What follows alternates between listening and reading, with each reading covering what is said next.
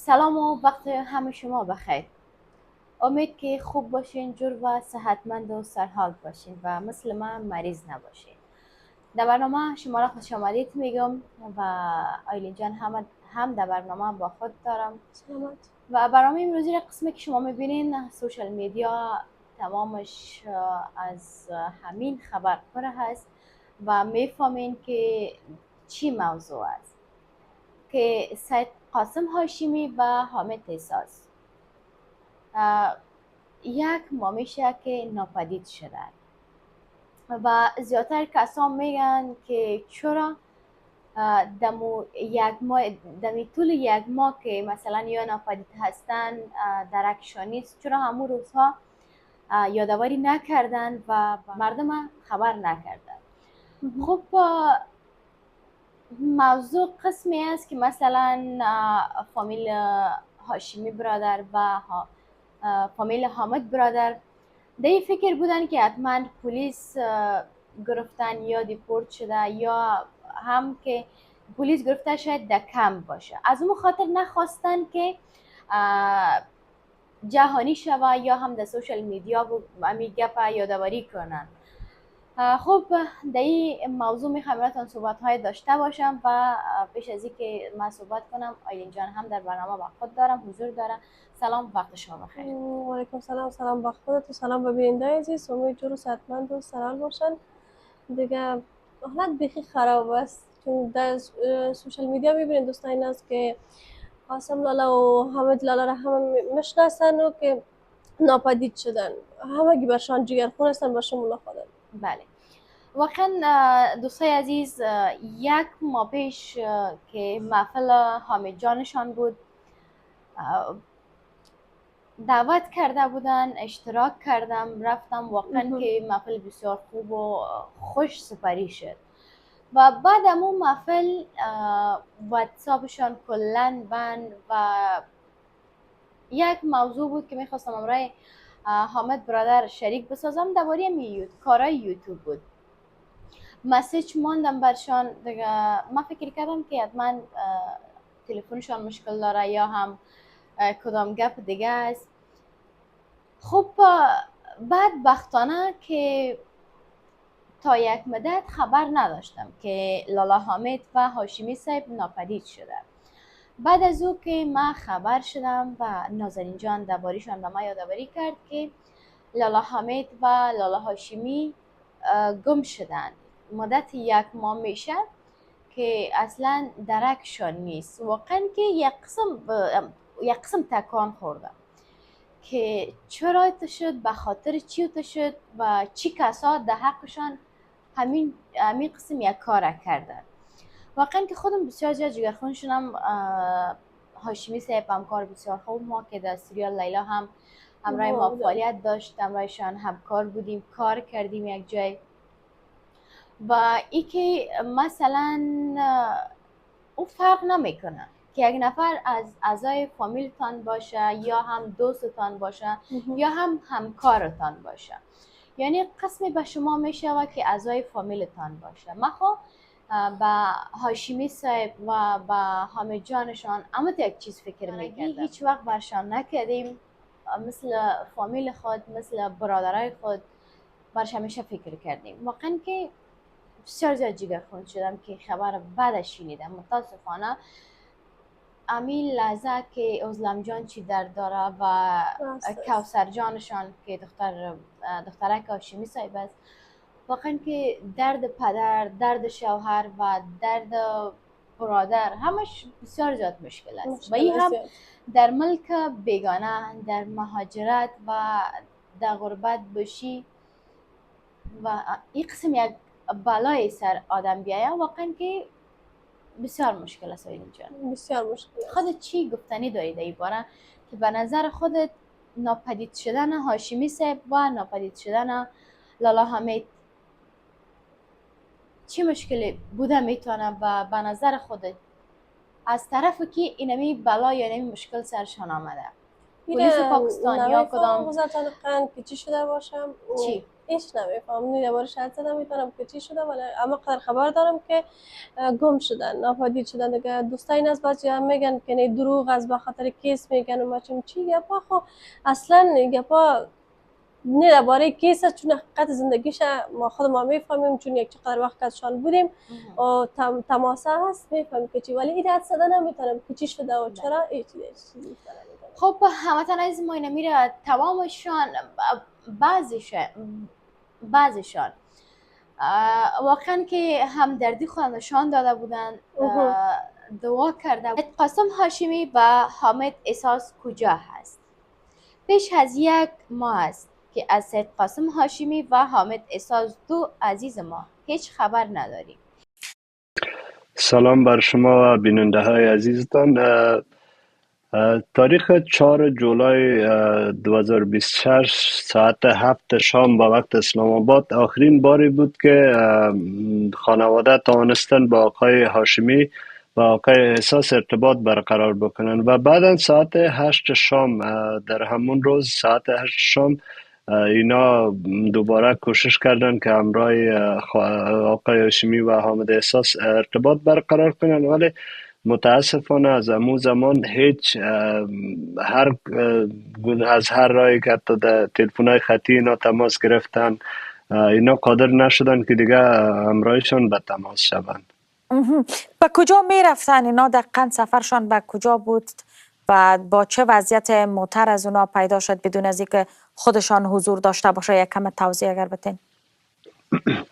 اونا زمانی که خانواده جستجو میکنن که با اینا ارتباط برقرار کنن و موفق نمیشن، بعدا اینا تماس میگیرن با کسی که موتر در اختیار از اینا قرار داده بود و زمانی که بررسی میکنن و از طریق جی پی اس موتر پیدا میکنن که در منطقه D12 نزدیک به مرکز D12 در کنار سرک موتر پارک بوده و هیچ دست نخورده، هیچ آثاری در موتر دیده نمیشه که نشان دهنده کدام وضعیت بد باشه. فقط موتر اونجا پارک شده و هیچ کسی هم در محل نبوده. بعدنش به کجا می رفتن؟ و چون اینا یوتیوبر هم بودن، حالا خبرنگار و فعالیت های رسانه‌ای هم داشتن، بله. آیا ارتباط داشته به فعالیت های کاریشان این موضوع؟ دقیقا اینا طبق گفته های خب هموطنای گلنازرین، قسمی که یادآوری کردم میخوایم که درباره کومنت های مردم که درباره حامد جان و هاشمی صاحب چی گفتن، بریم طرف کومنت های باز هم منفی مردم و شما که هیچ اصلا درک نمیکنن، دلشان از سنگ ساخته شده، نمیفهم که چه قسم دل هستن. حامد گفته که خب به خاطر کیس پد شدن و تشویش نکنین، کیس جور دارن که باز به کدام کشور برد. افسوس به گپتان. خب یکی از دوستای ما گفته، ماویشا گفته دروغ چرا میگین؟ خب یعنی دروغ زده چی است نمیفهمم. توحید هم گفته خداوند کمک کنه، واقعی جگرخون شدم، به خیر و سلامتی برگردن پیش فامیلشان. الهی آمین. کاش همی احساس همگی ما و شما می داشتیم دیگه، از بجایی که یک نفر درک کنیم بالایش تومت میکنیم که نه این دروغ است، به خاطر کیس میکنن و هزاران گپ دیگه. خب خیر به هر صورت. خب یکی از دوستای دیگه ما گفته که مچم چرا هیچ باورم نمیشه، فکر میکنم دروغ است اما تو خودشان کرده است. یکی چرا به نظر خودتان دروغ میآید نمیفهم.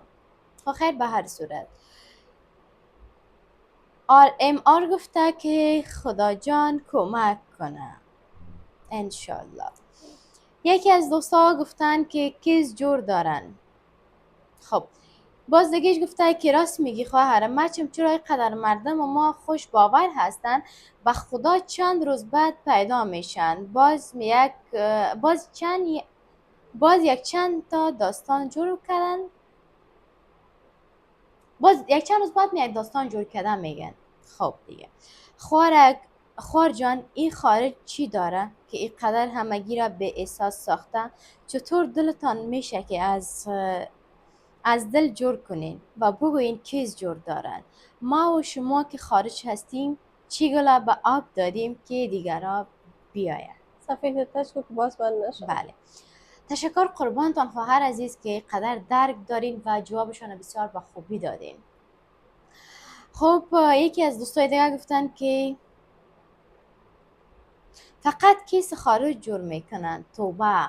اوف، قدر یعنی باور کنین به می گپای منفی ما و این مردم ما و شما قدر اذیت آزار میشون به خدا قسم که هیچ نمیفهم. یعنی باور کنین که وضعیت ظلم جان همین فعلا شما ببینین که چقدر در یک وضعیت بد قرار داره، مگم باز هم ما و شما درباره‌اش فکر منفی داریم و امید از سرزبانای ما و شما هست که کیز جور دارن، کیز جور دارن، کیز جور دارن. چرا امید فعلا که در وطن ما هستیم ما نمیتونیم زندگی کنیم؟ فقط یعنی به خاطر زندگی کردن خارج هست که ما یعنی آنقدر یک تهمت بزرگ بالای خود میکنیم که ما به خاطر کیز باش خود ناپدید کنیم. های افسوس. ترس از این است که کدام افغان در این قضیه دخیل نباشه. یوتیوب کدام یکیتان را زودتر سابسکرایب کنیم؟ خلاصه اگر واضح توضیح میتین بتین، نمیتین ایچی مانا. توضیحش خواهر عزیز ما امی است که حامد ساز و لاله هاشمی با واقعا یک ما میشم که ناپدید هستن. این حقیقت داره و هیچ دروغ در این نیست و هیچ صحنه سازی نشده و نه هم به خاطر کدام کیس هست. مجرد در درد کوي خپل د وطن خلکو باندې. ډیره زیاته مننه، تاسو د خوشاله او آباد اوسئ چې د وطن خلکو سره مطلب د هغوی احساس تاسو په زړونو کې دی او تاسو یو خپل هم وطن درکولی شي چې هغه په څه غم کې ده. نو بیا هم ډیره مننه چې خپل هم وطن سره، خپل هیوادوال سره همدردی کوئ. میگه هنوز از غم و مبین و مریم خلاص نشدیم که حامد گم شد. همین غم کجا ببریم؟ خوبی از کامنت های منفی مردم و ما و شما و مثبت هم داریم. خب از بجای مثبت ما منفی داریم. و یک پست ما هم در یوتیوب چینل خود گذاشتم. ببینیم که دو یوتیوب چینل ما هموطنای ما چی گفتن درباره لالا حامد و لالا هاشمی. خب میشم چینل یوتیوب هم بیارین. دوستای عزیز، سمیر ما یادآوری میکنم که همیشه مثبت فکر کنین، منفی هیچ وقت فکر نکنین و در حقشان دعا کنین. هر آنجایی که هستن، در هر آن دست ظالم که هستن، خداوند هدایت کنه و خداوند رحم در دلشان بیاره که دوباره حامد جان و هاشمی صاحب دوباره به خانه خود برگردن و در کنار فامیل خود و با آغوش فامیل خود بروند. واقعا که بسیار زیاد سخت است قبول کردن این قسمیت موضوع، بسیار سخت است که یک چند مدت همراه هاشمی صاحب گرچه از وقتهای افغانستان میشناختیمشان، سلام و کلام داشتیم، در بعضی از اعلانات با هم یک جا می بودیم و 2 ماهی که در سریال لیلا کار کردیم خاطرات بسیار شیرین، خاطرات بسیار خوب است پیشان داریم. وضعیت بسیار زیاد خراب است، دور از جانتان دلبدی، سردردی و میده دردی که فعلا با بسیار زیاد با مشکل برنامه را ثبت دارم. امیال گپ میزنم احساس میکنم که سرم اینه قدر شده اینجا که اصلا ما خوب نبودم. خودت میبینی بسیار زیاد تب شدید هم دارم. این همین مشکلات مریض بودم. شب تقریبا میفهمی 2 بجه بود که ما از شفاخانه به خانه آمدیم. بازم دم شفاخانه هم که تیک تاک میرفتم، یوتیوب میرفتم، اینستاگرام میرفتم، مکمل کلا درباره هاشمی صاحب و حامد جان اینمی خبرها بود که بسیار زیاد ناراحت شدم. همین گفتم باید موضوع جور شوم که من درد دل را که دارم همراه هموطنای ما شریک بسازیم. آیلین جان من قدر زیاد گپ زدم، خودت چرا چی بستی؟ بودیم که هاشمی صاحبشان که سینه ولی خیلی باش جگر خونم است. من پس جگر خونی گفتی خود در تیک تاک بالا پایین کلش همی است. از میبینم خیلی جگر خون هیچ چیزی گفته نمیتونم غزل جان قد. چون هاشمی صاحب خیلی یک انسان مهربان، خیلی یک انسان خوب است. حمید لالا هم همچنان متا خب با فامیلش فکر میکنم، چون فامیلش هم دیدیم در سر خانشان گفتی او نمک شدیم، نانشان خوردیم، شیشتیم. یک روز خانهشان هم بودیم، یک شب البته شیشته بودیم. خیلی کتم خانم نازش کت اولادش اما که یادم میاد قدر جگر خون میشم به حد. بله. به حد. خب هموطنان گلم، یکی از برنامه‌های آخر ما که همراه حامد جانشان بود، اما یک ماه پیش بود که یکی از محفل دخترشان از آیلین جان بود و یکی پیش از او که من خانهشان رفته بودم. بسیار یک برنامه خوب و جالب با هم داشتیم که واقعا بسیار زیاد ساعت ما تیر شد. برنامه خوبی و جالبی ساختیم که واقعا حامد جان مرا بسیار زیاد چی میگه آزار هم داد که چند ساله هستی چند ساله نیستی.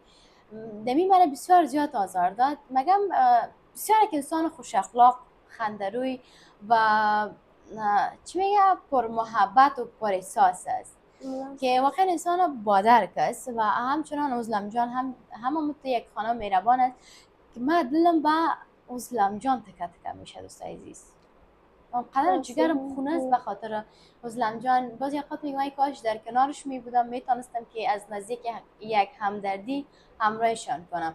به خاطر که من در پشاور هستم و ازلم جانشان در اسلام آباد زندگی میکنن.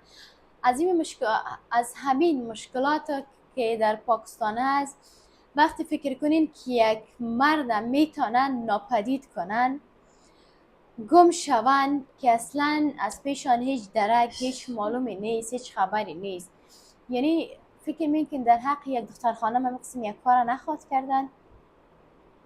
خب معلوم دار است، میگه جان نگاه کردن فرض است. باز من هم تنها هستم به خاطر که برادرکم خورد است و نمیتونم که من تنها به اسلام آباد سفر کنم برم، به خاطر که خودتان میفهمین که پشاور و اسلام آباد یک کمکی فاصله دارد، تقریبا یک 2.5 ساعت و 3 ساعت راه است. من نمیتونم و لازم بود و ضرور هم بود که باید در این وقت ما در کنارشان می بودیم، در پیش ازلم جان و کوثر جانشان می بودیم که بدبختانه نمیتونم برم به خاطر که خودم همچنان مریض هستم، مادر جان هم مریض است، خودتان شاهد هستین. میفهمین دیگه از این خاطر با معذرت از فامیل هاشمی صاحب هم معذرت خواهی میکنم و از فامیل حامد جانشان هم معذرت خواهی میکنم که نتونستم ما در کنار شما باشم و در این وقت سخت و دشوار باید در کنارتان میبینیم اما نتونستم. باز هم کوشش میکنم اگر فرصت شد و تانستم انشالله پیش فامیل هر دوشان میرم، یک بار از نزدیک همراهشان صحبت میکنم، همراهشان همدردی میکنم. خب ای کاش میتونستیم به خوش دل خود زندگی کنیم، با دل خود زندگی را پیش میبردیم. اما در ملک بیگانه هستیم که یک مرد ما به نظر همه دنیا مرد قوی ترین انسان روی جهان و دنیا است. آیلین جان وقتی که وارا ناپدید کردن دیگه ما خب به نظر مردم یک دختر خانم هستیم که هیچ اصلا ما قوی نیستیم، ما اختیار خود نداریم، ما نمیتونیم که با خوش دل خود زندگی کنیم یا نمیتونیم چیزی را که ما اختیار داریم اما قسم پیش ببریم. دیگه یعنی یک کاری نخواهد شد به نظرت؟ چون حساشان ببینی که یک طبقه قسم ناپدید میشه، شاید بطور خانم ما را میکنن، چون خانم ها بیخی بیچاره و بیواس هستن هیچ، مگرم بازم دل صبریت مردای کم نسبت به زنها زیاد است، مگرم خیلی جگر. خب هموطنان عزیز به هر صورت فقط هم میگم که ما افغان ها تا کی همت بدبخت بیچاره آواره باشیم، ما تا کی قدر غم ببینیم، درد ببینیم، رنج ببینیم، اگر در وطن خود هم باشیم همیشه باید ظلم و ستم و سختی های خود بکشیم. یعنی از هر لحاظ ما پابند هستیم و نمیتونیم که به خوش دل خود زندگی کنیم. اگر در افغانستان در ملک خود هم هستیم، ما نمیتونیم آزادانه زندگی کنیم.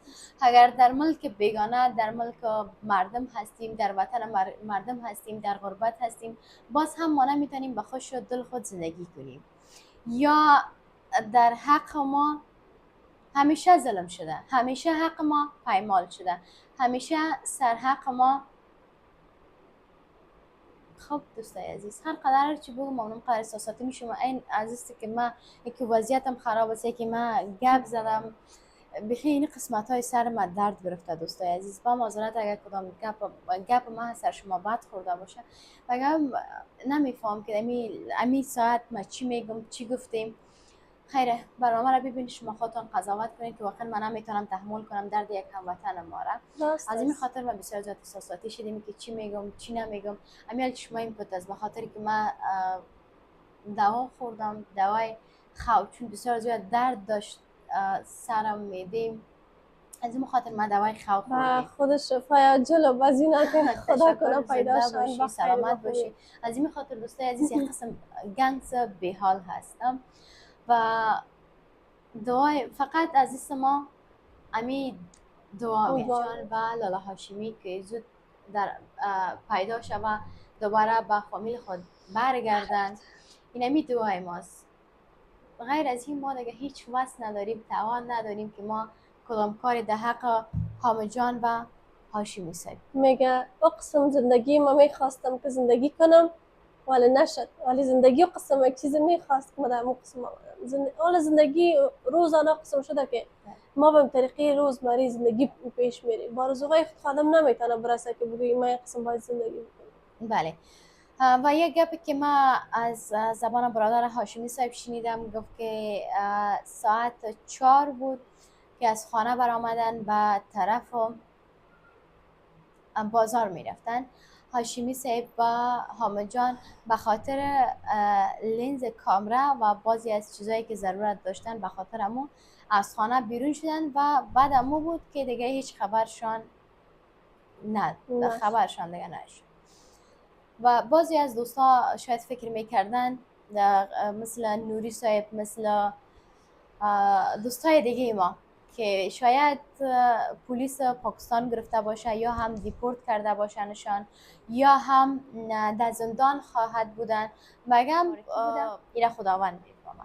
اگر پلیس یا را دستگیر میکردن خود طبعا یا دیپورتشان میکردن به افغانستان یا هم در زندان می بودن. مگم بدبختانه که نه دیپورت شده و نه هم در زندان هستن. و این دیگه یکی از دوستا گفته بودن که حامد جان همراه کسی مشکل داشتن. مگم نمیفهم که مشکلشان همراه کی بود. اون برنامه ما هم همی گپا را یادآوری کرده بودن که خانه‌شان هم دزد زده بود و بعضی از لوازم خانه‌شان دزدی کرده بودن. یعنی نمیفهم که خب مشکل است حامد صاحب بود، نه که برو مشکل که حامد صاحب داشته، نه که هاشمی صاحب چی داشته. من امی گپ حالی میخواستم که یادآوری کنم اگر مشکلشان همراه لالا حامد بود، پس چرا دایی باره یا دایی که مثلا لالا هاشمی اصلا کلا بیگناه بود. خیر حامد جان هم بیگناه است. خب بازم بعضی کسا گفته بود که همراه حامد جان کدام کسی کدام مشکل داشت. اگر مشکل داشت فقط همراه حامد جان مشکل داشتن. چرا هاشمی صاحب هم ناپدید شد؟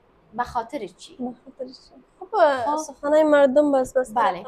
من این امیره از هموطنای عزیز خود خواهش میکنم، از بزرگای خود خواهش میکنم که دست به دست شوین تا صدای هاشمی صاحب، صدای لالا حامد به جهان برسانین و کوشش کنین که جور صحتمند و سلامت دوباره به فامیلشان برگردانشان. به خاطر که دور از فامیل و دور از خانمشان دور بودن بسیار زیاد مشکل است. واقعا دیگه چیز گفتن نمیتونم. گفتنی من همه قدر بود که نمیفهم چی گفتیم چی نگفتیم، هیچ نمیفهمم، به خاطر که اصلا صحت ما خوب نیست. یک قسم احساس شما هم میال سر ما پت میشه، احساس گرنگی میکنم، فکر میکنم ما در خواب هستم هنوزم. خود گپ میزنه و بیخم چرت خانه که در شوکت یک شب یک روز خانهشان تیر کردم که در خانه خانمش کی؟ خانه قاسم صاحب، هاشمی صاحب. در خانهشان ما بودیم. خودم بودم. ما کجا بودیم؟ یک شب یک روز تیر که فکر کنم تو بازگشت پېشاور شده بودیم، مادر جان مریض بود. ما اونجا بودم، ما و خانم نوری صاحب اونجا رفته بودیم. دیگه مو خود گپ میزنه بیخم و شب روزی که اونجا ما تیر کردم و مشترکایشم و چیز بیخم در زیر ما آمدم میره. خودم مو فکر دقیقا این خانم هاشمی بسیار که خانم مهربان و یک زن با شخصیت، زن با کلاس که واقعا من خودم شخصا بسیار زیاد دوستش دارم. خداوند هیچ خانه را، هیچ خانمی را، هیچ اولادی را بی سرپناه نکنه. وقتی که یک دیگ بی سرپوش شد خلاص شد دیگه. به خاطر که ما درد پدر را دیدیم، از اون خاطر من دعا میکنم که خداوند کافر هم به پدر نسازه. هیچ وقت سایه پدر را از سر اولادش خداوند کم نکنه. و فقط شماها همه می دعا کنین که دوباره حامد جان و هاشمی صاحب به خانه برگردن. فقط دعا کرده میتونیم و دیگه چیزی زیاد چیز گفتن نمیتونم. دست ما بیچاره چیزی نمیه. دیگه ای که دیگه چی جریان داره، چی موضوع است، به خاطر چی ناپدید شده، قسمی که شما خبر ندارین همچنان هم قسم ما هم بخبر هستیم. و چیزی که در فکر ما بود اونمو چیزی که درد دل داشتیم امور همراه دوستا و همراه هموطنای ما شریک ساختیم. دیگه دی زیاد چیزی از دست ما نه. تشکر ایلین جان از خودت و تشکر از هموطنای عزیز ما که در برنامه همراه ما بودین. برنامه رو تا آخر دیدین، تماشا کردین. و دوستای عزیز اگه چند لحظه دیگه اینجا باشم گل برایتان دلبد میشم دیگه. برنامه همچنان خراب میشه، خدا نخواسته نمیخوایم که این قسم یک چیزی در برنامه، در جریان برنامه پیش بیایه. برنامه رو به پایان میرسانیم. این بود برنامه امروزی. تا برنامه بعدی هر جا که هستین خوش و خندان آرام باشید. الله یار نگهدار. خداحافظ.